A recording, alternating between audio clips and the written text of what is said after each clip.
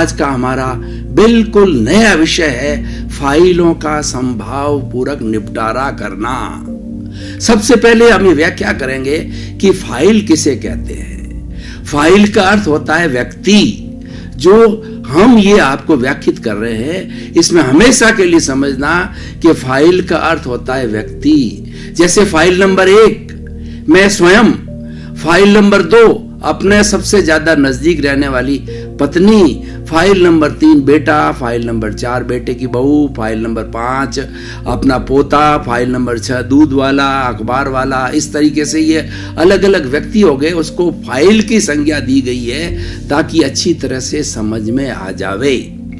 अब इन फाइलों का निपटारा करने का क्या अर्थ है? इसका अर्थ यह है कि हम पूर्व जन्म के अंदर जो कर्म बीज डाल करके आए हैं, जो कॉजेज डाल करके आए हैं, वो इस जन्म में इफेक्ट होते हैं। प्रकृति का नियम होता है कि कारण बिना कार्य नहीं होता है। ये कभी भी नहीं होता है। कारण ना हो तो कार्य होगा ही नहीं, और कार्य ना हो तो कारण भी नहीं बनेगा।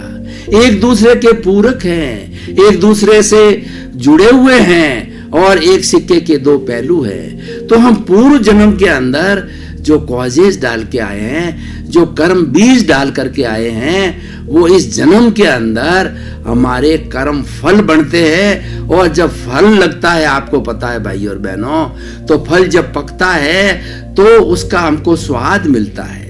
मीठा कड़वा जैसा भी फल होता है वैसा स्वाद मिलता है। इसी तरीके से जो हम कर्म बीज डाल के आते हैं, वो इस जन्म के अंदर हमको कर्म फल मिलता है, और उस कर्म फल के अनुरूप जो है हमें कर्म परिणाम मिलता है। कर्म परिणाम का अर्थ हुआ कि सुख दुख की अनुभूति होती है। यानी ये साइंस ऑफ लिविंग है, ये साइंस ऑफ सोल है। ये सही दृष्टि, सही सोच है कि हम पूर्व में क्या करके आए हैं। वो इस जन्म के अंदर एक फिल्म रूप के अंदर चलता है।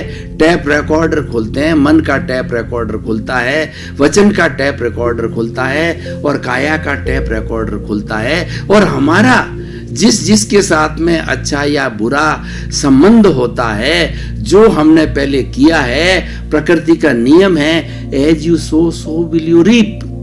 जैसा बोओगे वैसा काटोगे। हम कैसा बो करके आए हैं वो इस जन्म में काटते हैं। हमारे पूर्व जन्म का जो कुछ भी पुरुषार्थ किया होता है वो आज का भाग्य होता है।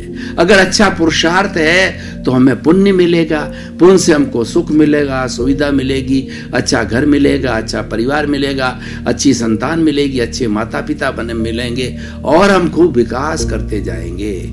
और हम पाप के बीज बो करके आए हैं। अगर हमने कॉजेज पाप के डाले, किसी को दुख दिया है, किसी को कष्ट दिया है, तो वो सभी प्राणी वापस इस जन्म में हमको किसी न किसी रूप बदल करके हमको कष्ट देंगे।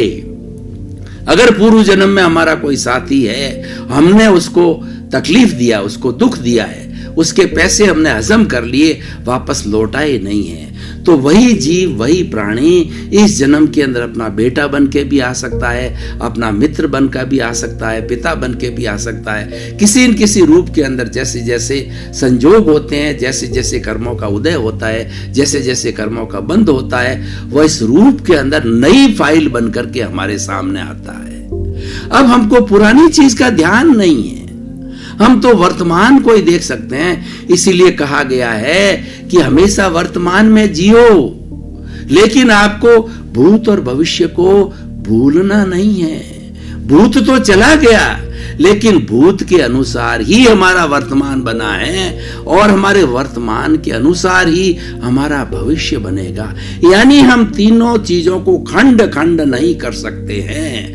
हम भूत, वर्तमान और भविष्य को खंड रूप के अंदर मानेंगे, क्योंकि ये साइकिल है, ये साइकिल अधूरी नहीं होती है। इसीलिए हमने पूर्व जन्म के अंदर जो कुछ भी, जैसे मैं उदाहरण दे रहा था कि किसी का पैसा हमने हजम किया, तो वो हमारा बेटा बन करके आया।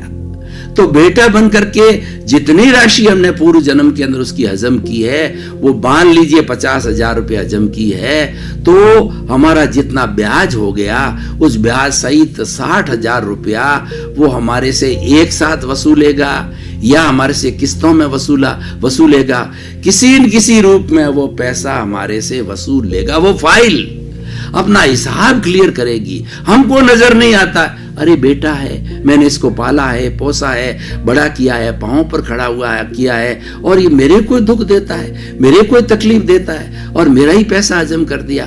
बुढ़ापे में जो कुछ भी मेरा रोजी रोटी का साधन था वो भी उसने हड़प कर लिया। परंतु भाई और बहनों, ये आत्मविज्ञान ये कहता है, ये कर्म विज्ञान ये कहता है, ये सही दृष्टि सही सोच ये कहती है कि वो इसीलिए कर रहा है कि आप उसके साथ वैसा व्यवहार कर चुके हो।